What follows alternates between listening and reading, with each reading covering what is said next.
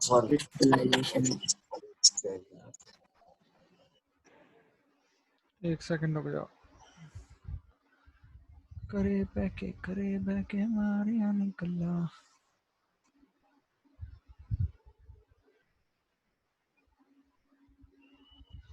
हाँ जी,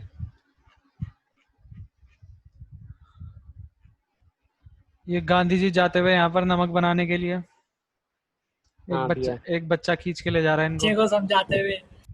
हाँ बच्चा भैया, बच्चे समझा रहे हैं। बच्चा रास्ता दिखाते हुए उन्हें। हिस्ट्री में भी है सर, ये हिस्ट्री में भी है ये वाली फोटो। हाँ, ये गांधी जी की प्रोफाइल पिक्चर है। हाँ भैया। ये कवर फोटो है। हाँ भैया। हाँ, चलो जी, अगला हमारा वॉशिंग सोडा है। वॉशिंग सोडा देख लेते हैं अगले बच्चों। नेक्स्ट है हमारा, नेक्स्ट कंपाउंड है हमारा वॉशिंग सोडा। ठीक है, वॉशिंग सोडा का फॉर्मूला होता है हमारा Na2CO3 डॉट 10H2O। 10H2O। ठीक है, ये इसका फॉर्मूला होता है। अब सबसे पहले हम बात करेंगे इसकी क्या प्रिपरेशन की। ये डॉट क्या है? ये डॉट क्या अभी बताता हूँ मैं। 10 मॉलिक्यूल्स ऑफ वाटर है इसमें। अभी बताता हूँ मैं, इसको क्लियर कर दूंगा, टेंशन मत लो। ठीक है, सबसे पहले इसकी प्रिपरेशन की बात करेंगे। तो हमने कुछ नहीं करा, हमने Na2CO3 लिया था। ये क्या करता है, इसको अगर हम खुले में रख देंगे तो ये मॉइस्चर एब्जॉर्ब करना स्टार्ट कर देता है। 10H2O से मॉइस्चर एब्जॉर्ब करेगा और ये बना लेगा Na2CO3 डॉट 10H2O। ये तो इसकी हो जाएगी ये डॉट प्रिपरेशन। मतलब क्या है यहाँ पर? ये अभी डॉट का मतलब मैं बताऊंगा, थोड़ी देर में बताऊंगा, रुक जाओ। ठीक है, ये इसकी प्रिपरेशन हो जाएगी। Na2CO3 प्लस 10H2O मिलकर क्या बना लेगा, Na2CO3 डॉट 10H2O बना लेगा। ठीक है, ये इसकी प्रिपरेशन हो जाएगी। अब इसके बाद इसके यूजेस की बात कर लेते हैं हम कि इसके यूजेस क्या हैं। भैया इसका केमिकल नेम तो सोडियम कार्बोनेट ही होगा ना? सोडियम कार्बोनेट डेकाहाइड्रेट इसका साइंटिफिक नेम होगा। Sodium carbonate decahydrate. Carbonate decahydrate. ठीक है, ये इसका नाम है, साइंटिफिक नाम है। जैसे ए इसका स्कूल का नाम है और ये इसका घर का नाम है, वॉशिंग सोडा। अच्छा ठीक है, ये कॉमन नेम है इसका, ये इसका कॉमन नेम है। ठीक है, और ये है इसका साइंटिफिक नेम, ये साइंटिफिक नेम है। ठीक है, यूजेस की बात करेंगे हम इसकी, तो ये हमारा यूज होता है in glass, soap and paper industry. ठीक है, पेपर इंडस्ट्री वगैरह में इसका इस्तेमाल होता है। इसके अलावा एक केमिकल सब्सटेंस बनाता है ये, बोरेक्स, मैन्युफैक्चर ऑफ बोरेक्स। ठीक है, ये हमारा एक केमिकल कंपाउंड है जिसका सिर्फ और सिर्फ लैब वगैरह में इस्तेमाल होता है, डेली लाइफ में इस्तेमाल नहीं होता बोरेक्स का। ठीक है, तो हम बता नहीं सकता आपको कि ये कहाँ कहाँ कैसे यूज होता है। डेली लाइफ में इसका यूज नहीं होता, बस ये लैब वगैरह में यूज होने वाला सब्सटेंस है बोरेक्स। ठीक है, हाँ ये देखा है मैंने, कहीं पे लिखा था हमारे लैब में। हाँ, नेक्स्ट हमारा क्लीनिंग एजेंट के रूप में यूज होता है ना, सफाई के लिए तो यूज होता ही है वॉशिंग सोडा। और एक और इसका मेन इंपॉर्टेंट यूज है for removing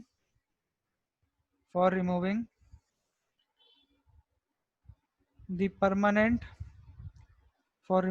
permanent hardness of water. Water की परमानेंट हार्डनेस को रिमूव करने के लिए भी इसका इस्तेमाल किया जाता है। ये सारे इसके यूजेस हैं। ठीक है, अब देखो मैं आपके सामने वाटर ऑफ क्रिस्टलाइजेशन की बात कर लेता हूँ। वाटर ऑफ क्रिस्टलाइजेशन क्या होता है? Water of crystallisation, water of crystallisation. ठीक है, अब देखो जितने भी हमारे सॉल्ट्स होते हैं ना, जितने भी हमारे सॉल्ट्स होते हैं, ठीक है, एक तो वो होते हैं पाउडर फॉर्म में। किस फॉर्म में होते हैं? पाउडर फॉर्म में होते हैं। ठीक है, और दूसरे ये हमारे होते हैं क्रिस्टल फॉर्म। दूसरे किस फॉर्म में होते हैं? क्रिस्टल फॉर्म में होते हैं। आपसे शायद 8th क्लास में एक एक्सपेरिमेंट करवाया होगा जिसमें आपको क्रिस्टलाइजेशन सिखाया होगा। आपको कॉपर सल्फेट के ना ब्लू ब्लू कलर के क्रिस्टल बना के दिखाए होंगे लैब में ले जाके, मोटे मोटे से क्रिस्टल बनते हैं ब्लू ब्लू कलर के, क्रिस्टलाइजेशन की प्रोसेस। नहीं भैया हमें तो नहीं दिखाया। कभी किसी के स्कूल में नहीं सिखाया है? दिखाया नहीं क्रिस्टलाइजेशन? हाँ ठीक है, तो क्रिस्टल बनाने सिखाते हैं। तो देखो जैसे सोडियम क्लोराइड है, ठीक है, ये हमारा पाउडर फॉर्म में है। जैसे कि कॉपर सल्फेट है, जैसे कि कॉपर सल्फेट है, ठीक है, कॉपर सल्फेट हमारा पाउडर फॉर्म में भी है और कॉपर सल्फेट की हम क्रिस्टल फॉर्म भी बना सकते हैं। और बच्चों आपको पता है क्रिस्टल फॉर्म जो है किसी भी सॉल्ट की ना, ये सॉल्ट क्या लिखा है, सॉल्ट लिखना है इसको, सॉल्ट, किसी भी सॉल्ट की प्योरेस्ट फॉर्म मानी जाती है। अगर किसी सॉल्ट को आप प्योरीफाई करना चाहते हो, साफ करना चाहते हो ना, उसमें से इम्प्योरिटीज हटाना चाहते हो, तो आप उसका क्रिस्टलाइजेशन कर लो। ये आपने 9th क्लास में भी पढ़ा था चैप्टर 2 में कि हम क्रिस्टलाइजेशन से हाँ उसकी भैया। इम्प्योरिटीज अलग कर सकते हैं, है ना। तो हम उसकी क्रिस्टलाइजेशन कर लेंगे तो हमको क्या मिल जाएंगे, उसके क्रिस्टल मिल जाएंगे। वो क्या होते हैं, वो प्योर, उसमें से इम्प्योरिटी सारी हट जाती है। ठीक है, तो देखो फर्क क्या होता है पाउडर फॉर्म में और क्रिस्टल फॉर्म में। जैसे कि अगर मैं कॉपर सल्फेट की बात करूं, अगर मैं कॉपर सल्फेट की बात करूं, ठीक है, तो जब पाउडर फॉर्म में होता है ये, तो इसका फॉर्मूला होता है CuSO4।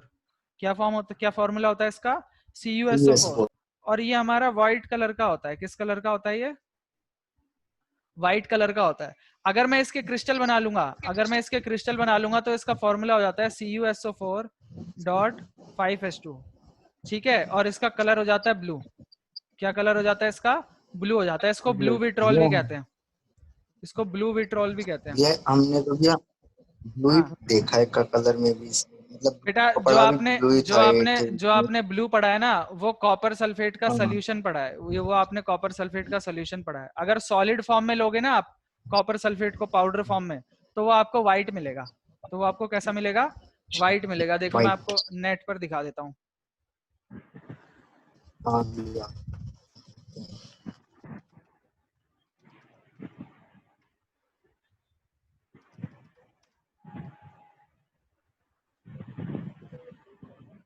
ये देखो, ये एनहाइड्रस कॉपर सल्फेट है।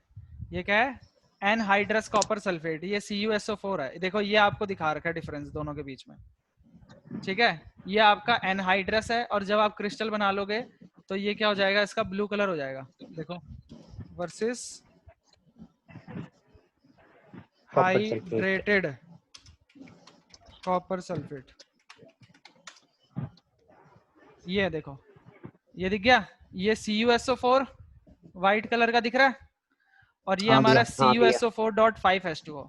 ये इसका क्रिस्टलाइजेशन कर लेने के बाद इसका ब्लू कलर हो जाएगा। नॉर्मल इसका व्हाइट कलर है, क्रिस्टलाइजेशन कर लेंगे तो इसका कलर क्या हो गया, ब्लू हो गया। ठीक है, ये हमारी एनहाइड्रस फॉर्म बोलते हैं हम इसको। इसको हम एनहाइड्रस का मतलब हाइड्रस नहीं है उसमें, हाइड्रस का मतलब वाटर होता है ना, वाटर नहीं है। हाँ भैया। एनहाइड्रस है मतलब वाटर रहित है, पानी रहित है। ठीक है, और ये हमारा हाइड्रेटेड है, इसमें कुछ वाटर मॉलिक्यूल्स के क्रिस्टल लग जाते हैं। अब इसका मतलब ये नहीं है कि ये वेट है, यानी कि ये गीला है, गीला नहीं है, ये है सूखा ही। ये देखो ये सूखा है, दिख रहा है ना यहाँ पे, है ये सूखा ही। हाँ पर भैया। वाटर के मॉलिक्यूल इसके फॉर्मूले में चिपक गए हैं। जो वाटर के मॉलिक्यूल हैं वो क्या हो गए, इसके फॉर्मूले में जाकर चिपक गए हैं। है ये सॉलिड फॉर्म में ही, ये भी किस में होगा, ये भी हमारा सॉलिड फॉर्म में ही होगा, ये भी हमारी सॉलिड फॉर्म ही होगी। ठीक है, और ये भी हमारी सॉलिड फॉर्म ही होगी। जब मैं कॉपर सल्फेट का सोल्यूशन बनाऊंगा तब तो ब्लू ही बनता है, ये तो हमने पढ़ा ही हुआ है। ठीक है, पाउडर फॉर्म में अगर होगा तो व्हाइट कलर का होगा। अगर ये हाइड्रेटेड होगा, हाइड्रेटेड में क्या होता है कि जो सॉल्ट होते हैं ना आसपास के एटमॉस्फेयर से मॉइस्चर एब्जॉर्ब कर लेते हैं, मॉइस्चर एब्जॉर्ब कर लेते हैं, तो गीले नहीं होते। ये गीले होने वाली बात नहीं है। 5H2O लगा है, इसका मतलब ये गीला नहीं है। ठीक है, इसका मतलब इसके साथ पानी के मॉलिक्यूल चिपक गए हैं। ठीक है, पर ये है सूखाई, तो इसका कलर क्या हो जाएगा, ब्लू हो जाएगा। और इसको अगर हम हीट करेंगे ना, अगर मैं इसको हीट कर दूंगा CuSO4.5H2O को, अगर मैं हीट कर दूंगा तो ये जो वाटर के मॉलिक्यूल हैं उड़ जाएंगे, तो ये फिर से ऐसी बन जाएगा। ठीक है, फिर से कैसे हाँ बन भैया, जाएगा, पानी ऐसी इवेपोरेट हो बन जाएगा। जाएगा। और ये पानी जो है गैसियस फॉर्म में इवेपोरेट हो जाएगा। ये बात आई समझ में। हाँ भैया। तो अच्छा भी अगर अगर हम क्रिस्टल बन गए तो फिर हम इसे हीट करके फिर से वही बना सकते हैं इसका पाउडर फॉर्म। हाँ, अगर ये मैं एक एसिडिक सॉल्ट है फिर बेसिक सॉल्ट है क्या, कॉपर सल्फेट। आप सॉरी, ये जो बताओ, वॉशिंग सोडा है हमारा। आप बताओ एसिडिक सॉल्ट होगा या बेसिक सॉल्ट होगा। सॉल्ट तो सॉल्ट है। बेटा सॉल्ट नहीं होता बेसिक होगा, बेसिक है। बेसिक होगा, बेसिक, क्योंकि भी ये वाटर के साथ अभी बताया आपने। तो वाटर के साथ है तो क्या हुआ, बेस नहीं आता क्या वाटर के साथ? अच्छा है, तो फिर ये पता सॉल्ट तो नहीं लेकिन अलग होते हैं ना एसिड बेसिस से। बेटा सॉल्ट एसिड बेसिस से अलग तो होते हैं, पर तुम्हें एक चीज बताऊंगा अभी मैं, रुक जाओ, पहले वाटर ऑफ क्रिस्टलाइजेशन बता रहा हूँ, ठीक है। अच्छा देखो, वाटर ऑफ क्रिस्टलाइजेशन को अगर मैं वो करूंगा, डिफाइन करूंगा, तो हम बोलेंगे कि the fixed number of water molecules, the fixed number of water molecules that are attached to a salt,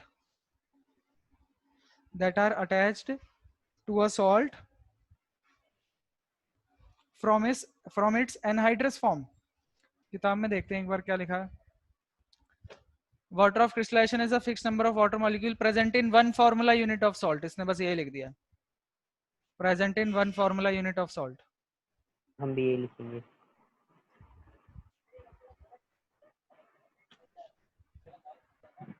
Are fixed number of water molecules that are present in one formula unit of a salt। ठीक है, ये हमारा क्या होगा, water of crystallisation की definition हो गई। Water of crystallisation क्या है, एक fix number of water molecule है। वाटर ऑफ क्रिस्टलाइजेशन ये है, इस पूरे फॉर्मूले का जो ये वाला हिस्सा है, ये वाला हिस्सा क्या है, वाटर ऑफ क्रिस्टलाइजेशन है। ठीक है, तो वाटर ऑफ क्रिस्टलाइजेशन क्या है, एक fix number of water molecule है जो कि किसी भी सॉल्ट के साथ चिपक जाते हैं। ठीक है, that are present in a one formula unit of a salt. आई बात समझ में? ठीक है, तो ये जो हमारा है, इसमें भी हमारा क्या हुआ है, इसके कहाँ गया, इसमें 10 तो लिखा ही नहीं मैंने, इसमें 10H2 होता है ना, Na2CO3 तभी मैं कह रहा हूँ लास्ट में तो नहीं क्या मिल गया 10H2O। ठीक है, ये इसका क्या है, ये इसका वाटर ऑफ क्रिस्टलाइजेशन है। ये क्या है, इसका वाटर ऑफ भैया। क्रिस्टलाइजेशन। एक और हाँ। चीज पूछनी थी, जब हम आयरन जब रस्टिंग होती है तो उसके साथ वो भी तो भैया कुछ ऐसी बनता है कुछ, है ना भैया? मैंने आपको उसके तो कुछ ऐसी डॉट आता मैंने है। आपको रस्ट का फॉर्मूला बताया था चैप्टर 1 में। रस्ट का हाँ भैया, फॉर्मूला होता है हाँ बताया था ये Fe2O3। बच्चों आपका हाँ भैया, कई सारे कॉम्पिटिटिव एग्जाम्स में भी आ चुका है, ये आईआईटी के कॉम्पिटिटिव एग्जाम में भी आ चुका है, बच्चों को पता नहीं होता। रस्ट का फॉर्मूला होता है Fe2O3.XH2O, इसमें XH2O होता है। ठीक है, आई बात समझ में? अच्छा, ये XH2 मतलब हमें पता नहीं कि कितने मॉलिक्यूल्स इसे हम नहीं, क्या बोलेंगे भैया? इसके आयरन फिक्स नहीं है, आयरन ऑक्साइड बोलेंगे। इसके फिक्स नहीं है। हाँ, इसको नॉर्मली आयरन ऑक्साइड बोल देते हैं या हाइड्रेटेड आयरन ऑक्साइड बोल देते हैं। अच्छा, ठीक है, अच्छा देखो, अभी जो ललित कह रहा था कि सॉल्ट का नेचर भी क्या एसिडिक और बेसिक हो सकता है, क्या सॉल्ट का नेचर एसिडिक और बेसिक हो सकता है? इसको डिस्कस कर लेते हैं हम। हो सकता होगा। हाँ भैया, हो Can सकता है। a सॉल्ट से फिर से देखते हैं। salt be acidic और बेसिक? क्या एक सॉल्ट हो सकता है एसिडिक या बेसिक? तो हाँ बच्चों, हो सकता है, और न्यूट्रल भी हो सकता है। तो देखो, अगर कभी आपने लिया एक वीक एसिड, आपने क्या लिया, एक वीक एसिड लिया, और इसके साथ आपने स्ट्रॉन्ग बेस ले लिया। क्या ले लिया इसके साथ आपने? स्ट्रॉन्ग बेस ले लिया। तो जो हमारा सॉल्ट बनेगा, उसमें बेस हमारा स्ट्रॉन्ग है ना, तो जो हमारा सॉल्ट बनेगा वो भी क्या होगा, बेसिक सॉल्ट होगा। बेसिक हो जाएगा। ठीक है, सॉल्ट कैसा हो जाएगा, बेसिक हो जाएगा।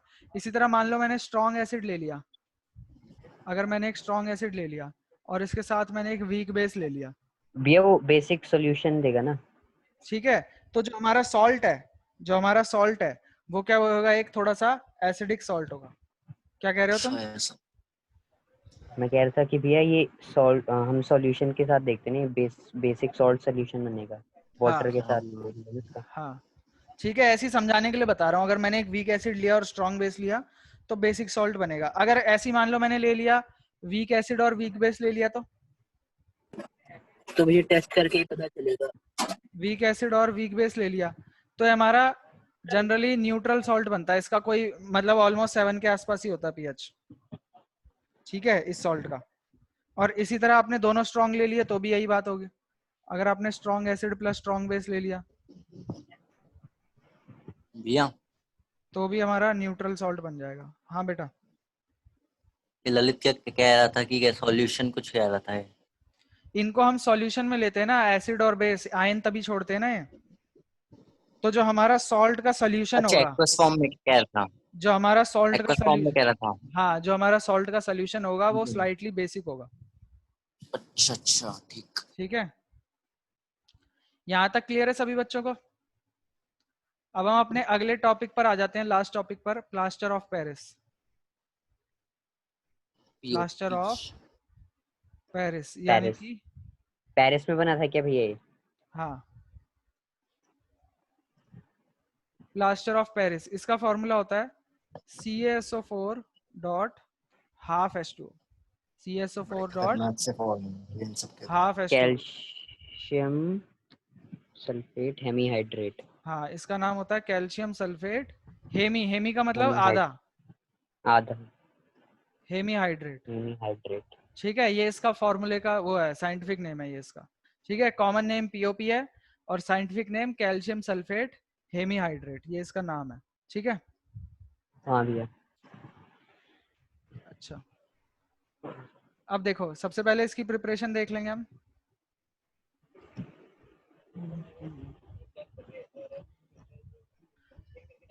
प्रिपरेशन बच्चों इसकी ना किताब में दी नहीं हुई है, पर मैं लिखवा रहा हूँ आपको, क्योंकि हमने सबकी प्रिपरेशन लिखी है, इसलिए इसकी भी प्रिपरेशन हमें लिखनी चाहिए, हाँ है ना? भैया, इसकी- तो इसकी प्रिपरेशन क्या होती है? देखो, हमारा एक सब्सटेंस होता है CaSO4 डॉट 2H2O।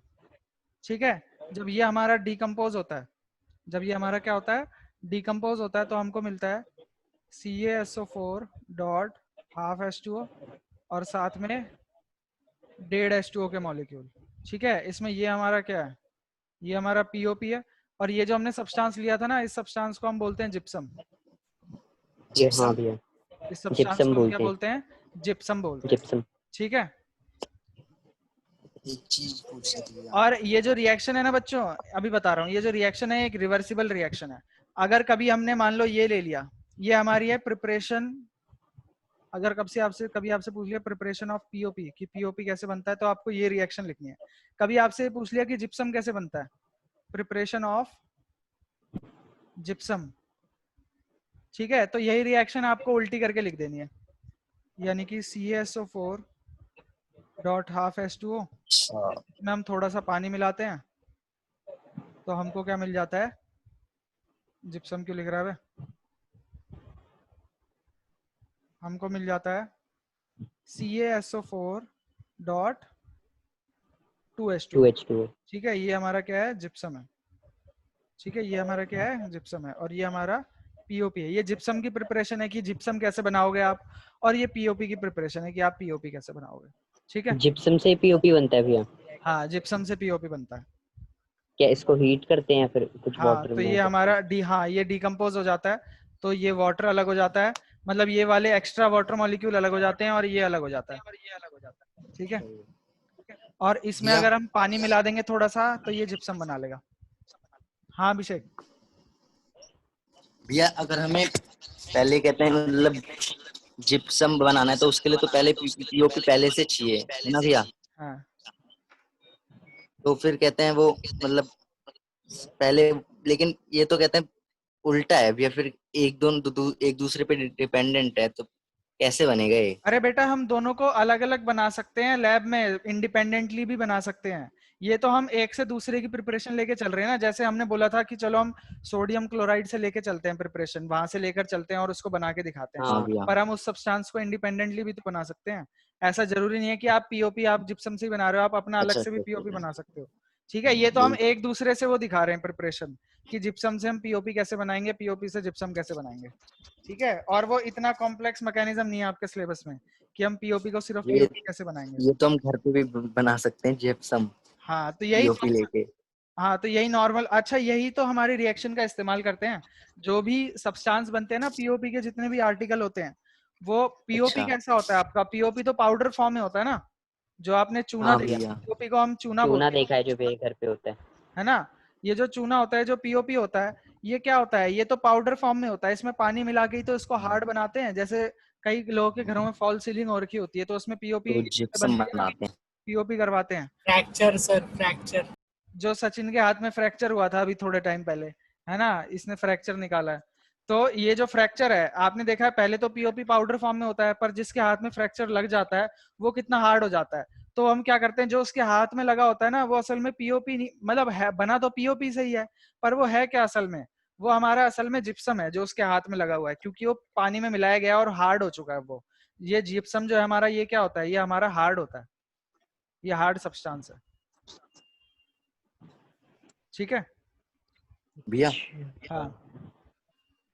ऊपर कहते हैं, आपने जो कहते हैं पीओपी का नाम, प्लास्टर ऑफ पेरिस का नाम लिखा है, वो क्या लिखा है? Calcium sulphate hemihydrate. हेमी, लेकिन ये हाफ है तो सेमी नहीं होना चाहिए। नहीं नहीं, हेमी है, सेमी नहीं है, हेमी है। एमी होएगा ये, याद कर। ये बहुत खतरनाक से नाम है इनके। हाँ, कैल्शियम सल्फेट हेमीहाइड्रेट नाम है इसका। अच्छा चलो इसके यूजेस भी लिख लेते हैं, यूजेस लिख लेते हैं पीओपी के। एक तो फ्रैक्चर ही हो गया। हाँ, to support fractured bones, to support fractured bones. Bones. इसके अलावा फॉर मेकिंग टॉयज, ठीक है, डेकोरेशन मटेरियल। ये हम पीओपी की कर रहे हैं ना। हाँ, यूज। पीओपी की कर रहे हैं, मटेरियल्स, ठीक है। और फॉर मेकिंग सरफेसेस स्मूथ, है ना, घर में पीओपी कराते हैं जो, फॉर मेकिंग हाँ भैया। Surfaces smooth. और देख लेते हैं हमारी और कोई तो नहीं रह गई यहाँ पर। Supporting fractured bones, white powder mixing with water, हमारा जिप्सम बन गया, ये solid mass. Half motor attach to crystallisation. अच्छा देखो यहाँ पर एक बड़ा अच्छा क्वेश्चन पूछता है कि how can you get half a molecule of water. आपको आधा पानी का मॉलिक्यूल कैसे मिल सकता है भाई, उसमें क्या है, आधा हाइड्रोजन है और आधा ऑक्सीजन है क्या। इसमें for making toys decorative material लिख लिया हमने सारा इसका मतलब। अच्छा ये वाली जिप्सम को हीट करते हैं हम 373 केल्विन पर, ये भी याद रखना, 373 केल्विन यानी कि 100 डिग्री सेल्सियस। जिप्सम को हम 100 डिग्री हीट करते हैं सेल्सियस। कहाँ पे, 100 डिग्री सेल्सियस पे। यहाँ पर मैं पीओपी की प्रिपरेशन में लिख लेता हूँ, ये हमारा 373 केल्विन पर हीट किया जाता है जिप्सम को, ठीक है, तो हमको पीओपी मिलता है। ये क्लियर है। अच्छा ये हमसे ये कह रहा है कि जो हमारा पीओपी का फॉर्मूला है वो है CaSO4 डॉट हाफ H2O। अरे हाफ H2O का मतलब क्या होता है, और हमने इसका देखा था कि साथ में जब जिप्सम, ये जिप्सम हमारा टूट गया था तो पीओपी ये बना हाफ H2O, और उसके बाद 1.5 H2O बन रहा है। 1.5 H2O क्या होता है भाई, उसमें क्या है, हाइड्रोजन क्या है, 1.5 हाइड्रोजन है क्या उसमें, या 1.5 ऑक्सीजन है, मतलब एक हाइड्रोजन पूरा है और ऑक्सीजन ऐसे आधा है, आधा ऑक्सीजन ले रखा है, ऐसा थोड़ी होता है।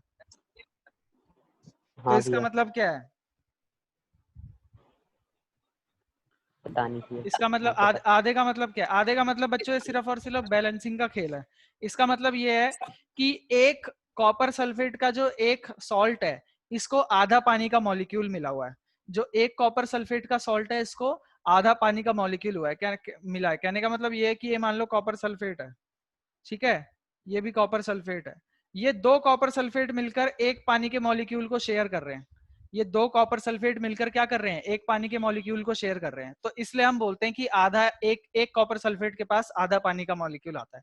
पानी का मॉलिक्यूल आधा हो नहीं सकता कभी भी, है ना, कोई भी एटम आधा थोड़ी हो सकता है। पर यहाँ पर क्या है कि दो कॉपर सल्फेट के जो मॉलिक्यूल है वो एक H2O के मॉलिक्यूल को शेयर कर रहे होते हैं, इसलिए हम यहाँ पर हाफ लिख देते हैं। असल में कोई भी मॉलिक्यूल को आप काट के आधा नहीं कर सकते, इतनी कॉमन सेंस आपके पास होनी चाहिए, है ना। जब कहने का मतलब मतलब एग्जाम ये है में कि लिखना भैया है हम तो बैलेंसिंग रिएक्शन कर रहे लिखनी है ना हाफ करके। हाँ, रिएक्शन आपको यही लिखनी है, जो लिखवाया है यही लिखनी है, इसमें कुछ फेरबदल नहीं है, यही लिखनी है आपको प्रिपरेशन, ठीक है। वो तो मैं बस आपको समझा रहा था कि हाफ का मतलब क्या है, आपको पता होना चाहिए आधे का मतलब क्या है, हाफ H2O क्या होता है, ठीक है। बेस में डॉट डॉट क्या होते हैं बीच में? क्या कह रहे हो, CaSO4 dot half H2O। Dot का मतलब ये, Dot- डॉट से ना हम क्या करते हैं, दो अलग अलग मॉलिक्यूल्स को जब हम साथ में लिखते हैं ना तो एक ना लगे। जैसे कि क्या होता है, जैसे कि मान लो कोई बड़ा है, अब जैसे NaHCO3 है ना, ये पूरा का पूरा एक है, और ये है जैसे CaSO4 डॉट हाफ H2O। अब देखो बड़ा तो ये भी है, बड़ा ये भी है, पर इसको देखकर कभी आपको ऐसे, जैसे इसमें मैं क्या बोल रहा हूँ कि ये मॉलिक्यूल अपना अलग सेपरेट है और ये मॉलिक्यूल अपना पूरा अलग सेपरेट है, इन दोनों में कोई मिक्सिंग नहीं है। जो NaHCO3 है ना, इसमें सारे के सारों में मिक्सिंग है, जैसे कि NaH का आयन अलग है और ये CO3 का, HCO3 का सोडियम का आयन अलग है और HCO3 का आयन अलग है। ये पूरा का पूरा एक है, इसको आप बीच में से तोड़ नहीं सकते हो। पर ये जो है ना, ये दोनों मॉलिक्यूल अलग है। इसमें कॉपर सल्फेट, ये जो कॉपर है और ये जो सल्फेट है, इन दोनों के बीच में आयनिक बॉन्ड बना हुआ है, ये पूरा एक मॉलिक्यूल है। इसी तरह जो H2O है, ये दो हाइड्रोजन और एक ऑक्सीजन, इन दोनों के बीच में कोवेलेंट बॉन्ड है। ये पूरा अपने आप में एक सिंगल मॉलिक्यूल है ना, और ये भी अपने आप में पूरा एक सिंगल मॉलिक्यूल है। इस मॉलिक्यूल के एटम के जो अंदर के एटम है और इसके जो अंदर के एटम है, इनके अंदर के एटम्स का इनके अंदर के एटम से कोई लेना देना नहीं है, बस इस पूरे मॉलिक्यूल का इस पूरे मॉलिक्यूल से लेना देना है ना। डॉट का मतलब होता है कि ये मॉलिक्यूल अलग है और ये मॉलिक्यूल अलग है। डॉट जब तक हम नहीं लगा रहे, इसका मतलब ये सारे के सारे आपस में रिलेटेड हैं और ये पूरा का पूरा एक कंप्लीट मॉलिक्यूल है। ये पूरा का पूरा क्या है, एक कंप्लीट मॉलिक्यूल है। डॉट से हम ये दिखाते हैं कि ये अलग मॉलिक्यूल है और ये अलग मॉलिक्यूल है। जैसे कि कॉपर सल्फेट का मॉलिक्यूल और कॉपर सल्फेट का मॉलिक्यूल, ये क्या कर रहे हैं, हाइड्रो H2O के मॉलिक्यूल के साथ चिपके हुए हैं। और इसीलिए जब हम इसको गर्म करते हैं, जब हम इसको गर्म करते हैं, हम जैसे NaCl है, NaCl में जब आप इलेक्ट्रिसिटी पास करोगे, मान लो आपने NaCl का सॉल्यूशन बनाया, आप इलेक्ट्रिसिटी पास करोगे तो क्या होगा, Na+ के आयन अलग हो आयनाइज हो जाएंगे जाएंगे। और Cl नेगेटिव के आयन अलग हो हाँ जाएंगे, भैया, यानी कि अलग हो गए ना। NaCl लेकिन हमने जब इसको हीट करा, जब हमने CaSO4.2H2O को जब हमने हीट करा, तो CaSO4 तो नहीं टूटा ना और ये भी नहीं टूटा। ये अपने मॉलिक्यूल की अपनी पूरी एग्जिस्टेंस थी और इसकी भी पूरी अपनी एग्जिस्टेंस थी। जैसे कि इससे हमने पहले कॉपर सल्फेट की बात करी, CuSO4.5H2O। अब जब हमने इसको गर्म करा तो CaSO4 अपना अलग हो गया और H2O अपना अलग हो गया, है ना। क्यों? क्योंकि ये कभी मिले ही नहीं थे। दोनों के दोनों इजीली अलग कैसे हो गए, क्योंकि ये दोनों कभी मिले ही नहीं थे, है ना। और जब इसको हमने तोड़ा तो ये क्या हो गया, इसके तो पूरे आयन के आयन ही अलग हो गए। इसके क्या हो गए, पूरे आयन के आयन अलग हो गए। इसको भी जब आप हीट करोगे तो इसके भी क्या होंगे, आयन डिसोसिएट हो जाएंगे, Na+ अलग हो जाएगा, इसका अलग हो जाएगा। पर जब इसको हम हीट कर रहे हैं, जब हम इसको हीट कर रहे हैं तो इसके आयन वायन अलग नहीं होंगे कुछ। ये बहुत कमजोर सा बॉन्ड है। ये बॉन्ड कैसा है, वीक बॉन्ड है। ये कैसा बॉन्ड है, ये एक वीक बॉन्ड है। Weak bond. इसको वेंडरवॉल फोर्सेस बोलते हैं। इसमें हमारा आयनिक बॉन्ड क्या? है, ये हमारा क्या? आयनिक बॉन्ड है, इसको हम वेंडरवॉल फोर्सेस बोलते हैं। ये इसको हम वेंडरवॉल फोर्सेस बोलते हैं, ठीक है। वैन डर वाल फोर्सेस। हाँ, इसके अलावा हमारे एक आयनिक बॉन्ड होते हैं और इसके अलावा हमारे कोवेलेंट बॉन्ड भी होते हैं, हाँ भैया, तो ठीक है। ये आप धीरे धीरे पढ़ोगे। तो ये कहने का मतलब बॉन्ड ये का है कि, मतलब अट्रैक्शन होता है क्या भैया? हाँ, बॉन्ड का मतलब उन दोनों के हाँ बीच भैया, में जो जुड़ाव है।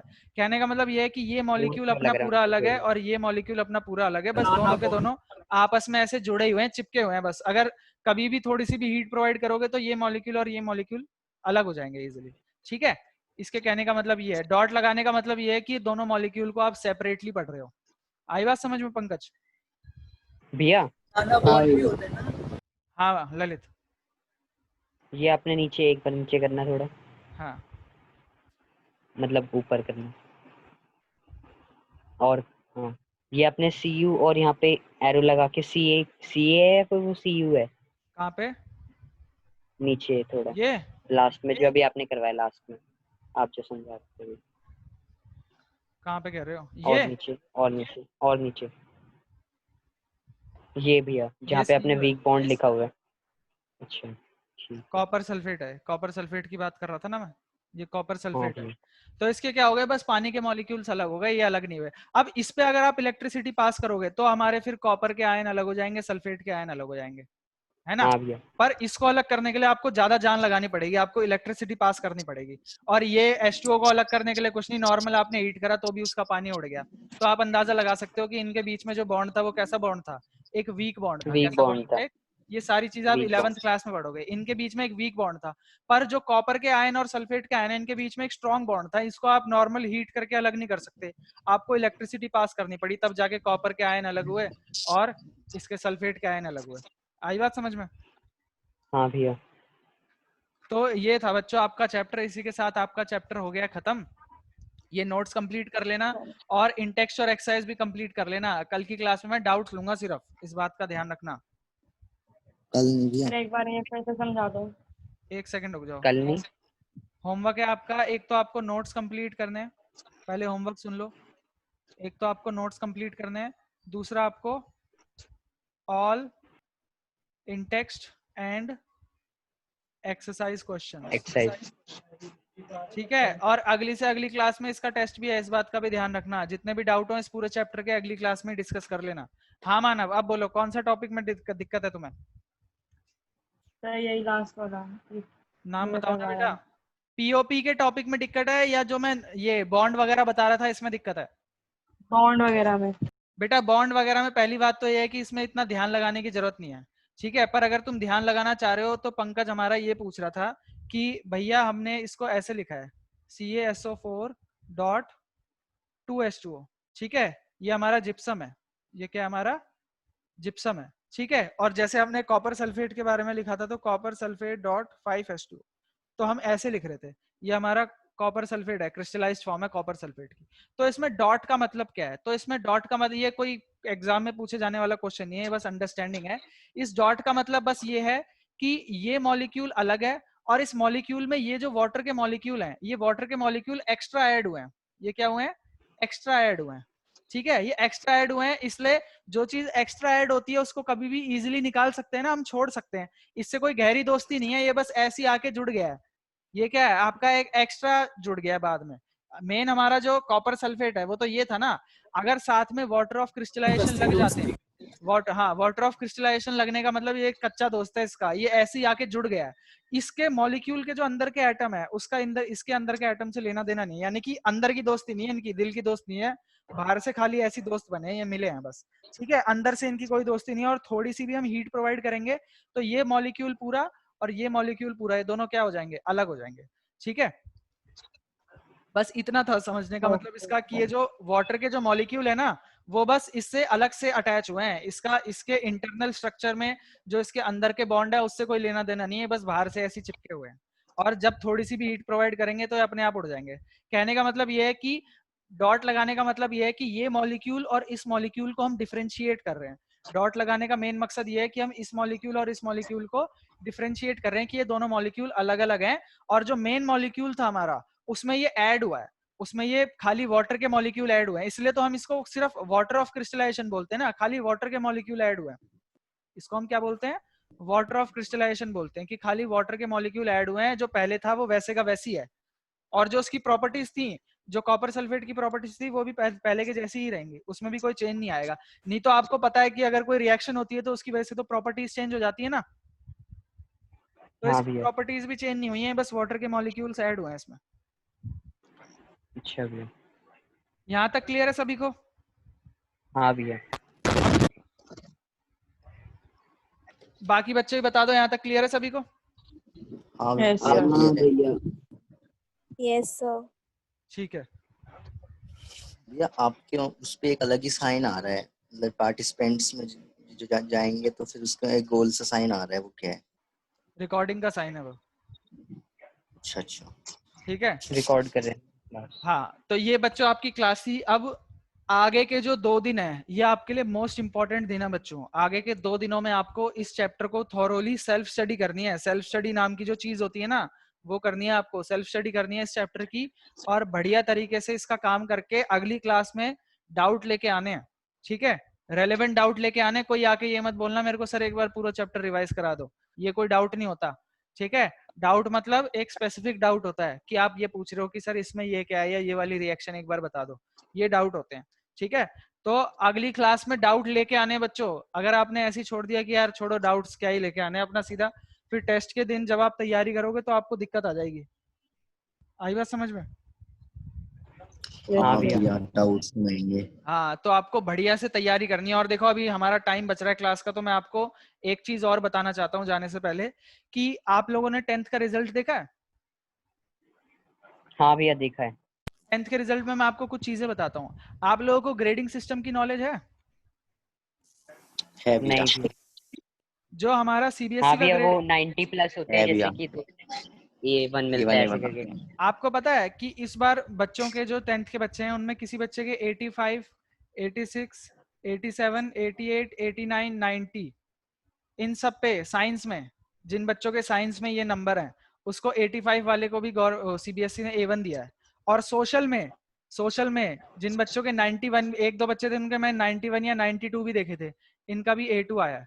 मैथ में 90 वाले का भी A2 आया है, A1 नहीं मिला। पर साइंस में 90 वाले को भी, 89 वाले को भी, 88, 87, 86, 85 इन सबको A1 ऐसा मिला क्यों है। किया आपने? इसका मतलब ये होता है मतलब बच्चों, भैया इसका मतलब ये है कि जो सीबीएसई का सिस्टम है ना, जो सीबीएसई का सिस्टम है उस सिस्टम के मुताबिक सीबीएसई टॉप 10% बच्चों को, टॉप 10% बच्चों को A1 देती है। कहने का मतलब ये है कि अगर टोटल मान लो 10 लाख बच्चों ने पेपर दिया साइंस का, टोटल 10 लाख बच्चों ने पेपर दिया, लेकिन पेपर बहुत डिफिकल्ट बन गया था तो बच्चों के नंबर ही नहीं आ रहे, 70 से ऊपर किसी के नंबर ही नहीं आए, बच्चों के 70 से ऊपर पूरी दिल्ली में एक भी बच्चे का नंबर नहीं आया, तो क्या होगा फिर 68, 70 वालों को भी A1 देना पड़ेगा। क्यों? क्योंकि नंबर से कुछ भी मतलब नहीं है। मतलब किस चीज से है कि टोटल जो पॉपुलेशन थी, टोटल जितने बच्चों ने पेपर दिया है सीबीएसई का, उसके जो टोटल टॉप 10% के बच्चे हैं उनको A1 देना है। अब जैसे सोशल का पेपर आसान बन गया था तो बच्चों के भर भर के नंबर आए इस बार 95, 96। इस वजह से क्या हुआ कि अब जो उसके बाद क्या होंगे, 11% से लेके 20% के जो बच्चे होंगे उनको क्या मिलेगा, A2 मिलेगा। तो 91 और 92 लाने के बावजूद भी बच्चे किस कैटेगरी में आए, टॉप 10% के अंदर नहीं आ पाए, इसलिए उनको क्या मिला, A2 मिला। आई बात समझ में? भैया पर क्या अब नहीं जिसके पड़ता भैया, नंबर 95% तो आए हैं मिल ही उसका क्या जाते कह रहे हैं, हो जो नंबर ही तो। ललित, तुम मैं क्या बोल कह रहे रहा हो? था भैया मैं बोल रहा हूँ भैया जिसके 95% आए हैं उसको तो सब में 95 से ऊपर मिले होंगे।